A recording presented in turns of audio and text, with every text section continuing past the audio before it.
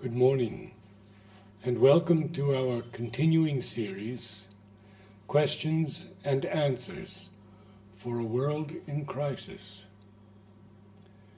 As you know now, all of you who have been following our series, these are questions that are often asked by students and young people, as well as those who are seeking for a higher life, many who are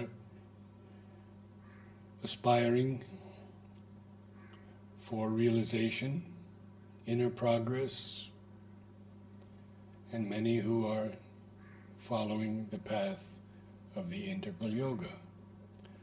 All answers are taken from the works of the Mother and Sri Aurobindo. Today's subject is trust. We begin with the Mother.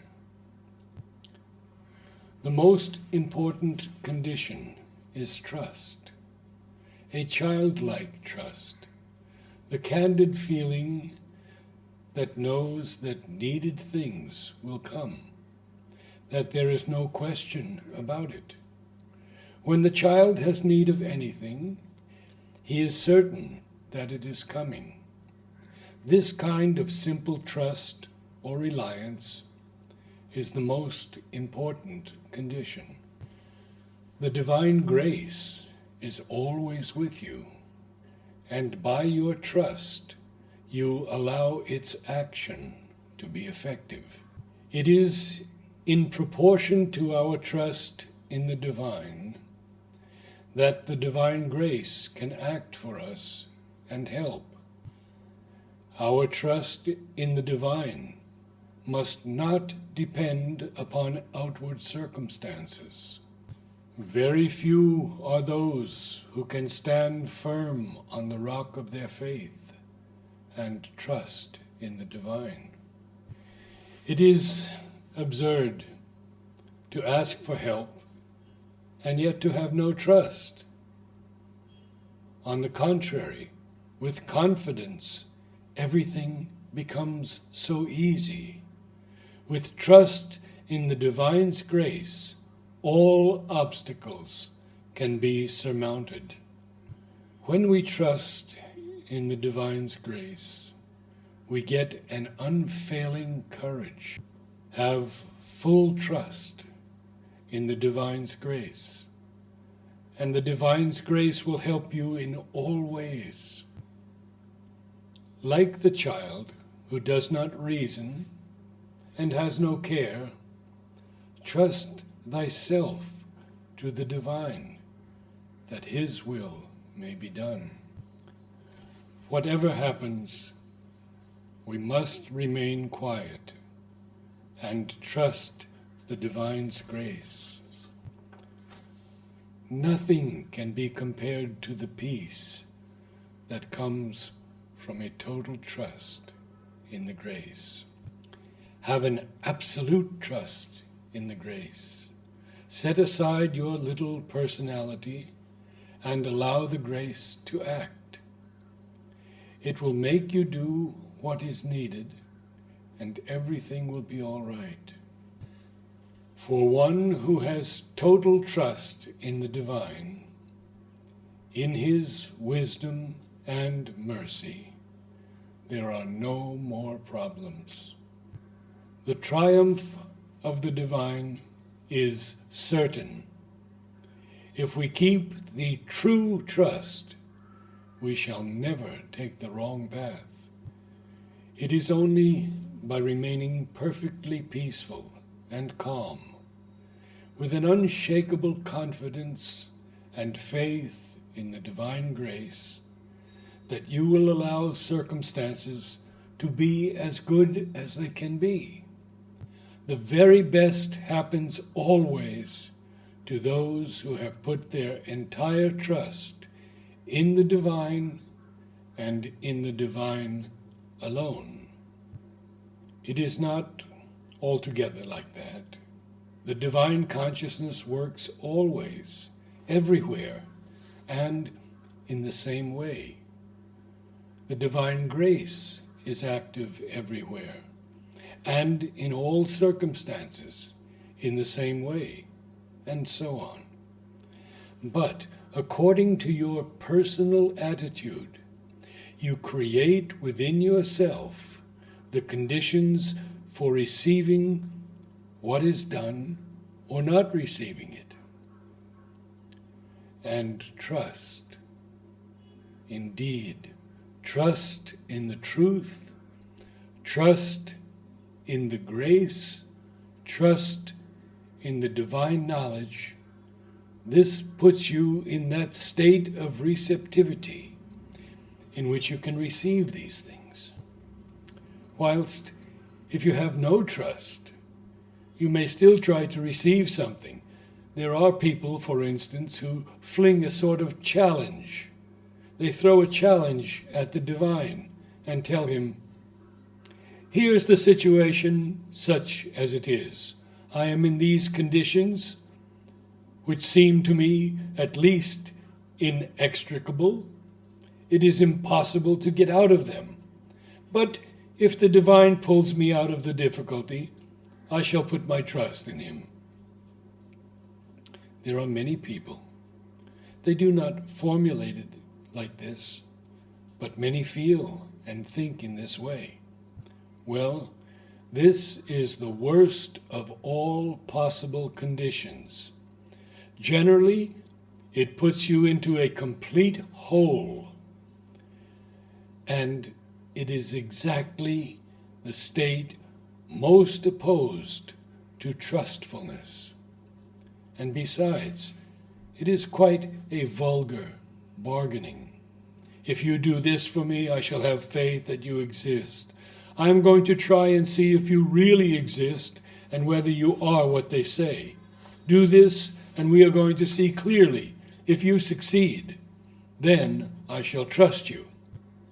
And many people do that, even without being aware of it.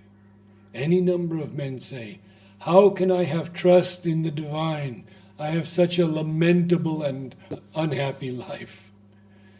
That is to say, they limit the divine consciousness to their little personal needs. But Sri Aurobindo has given the full explanation here. If you don't understand, then he has written, faith is a feeling in the whole being. The whole being, yes. Faith, that's the whole being at once. He says that belief is something that occurs in the head, that is purely mental. And confidence is quite different. Confidence, one can have confidence in life, trust in the divine, trust in others, trust in one's own destiny. That is, one has the feeling that everything is going to help him to do what he wants to do. Question to Mother. A dynamic faith and a great trust, aren't they the same thing? Mother. Not necessarily. One should know of what stuff the faith and the trust are made. Because, for instance, if you live normally, under quite normal conditions, without having extravagant ideas and a depressing education, well, through all your youth, and usually till you are about 30, you have an absolute trust in life. If, for example, you are not surrounded by people who, as soon as you have a cold in the head, get into a flurry and rush to the doctor and give you medicines. If you are in normal surroundings and happen to have something, an accident or a slight illness, there is this certainty in the body, this absolute trust that it will be all right. It is nothing It will pass off. It is sure to go. I shall be quite well tomorrow or in a few days. It surely will be cured, whatever you may have caught. This is indeed the normal condition of the body, an absolute trust that all life lies before it and that all will be well. Sri Aurobindo. For those who have within them a sincere call for the divine, however the mind or vital may present difficulties, or attacks come, or the progress be slow and painful, even if they fall back or fall away from the path for a time, the psychic always prevails in the end, and the divine help proves effective. Trust in that and persevere. Then the goal is sure. A constant trust and patience must be cultivated, must be acquired, not least when things go against. For when they are favorable, trust and patience are easy. Faith is a feeling in the whole being. Belief is mental.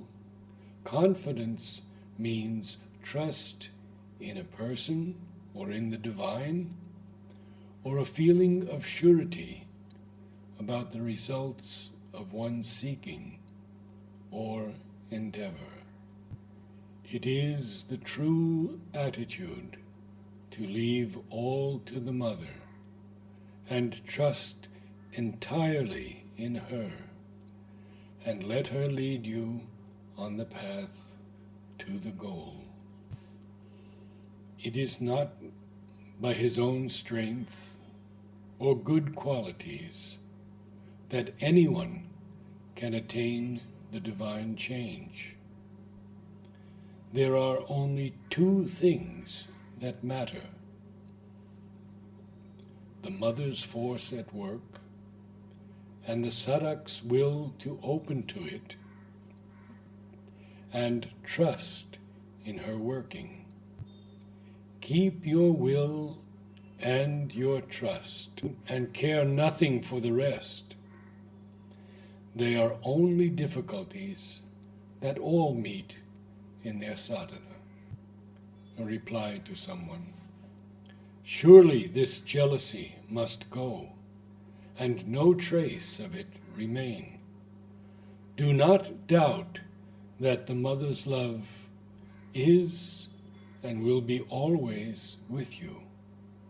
Trust in her grace, and all this will go out of you, and leave you the true child of the Mother, which in your mind and heart you always are. The relation of the child to the Mother is that of an entire, sincere, and simple trust, love, and dependence.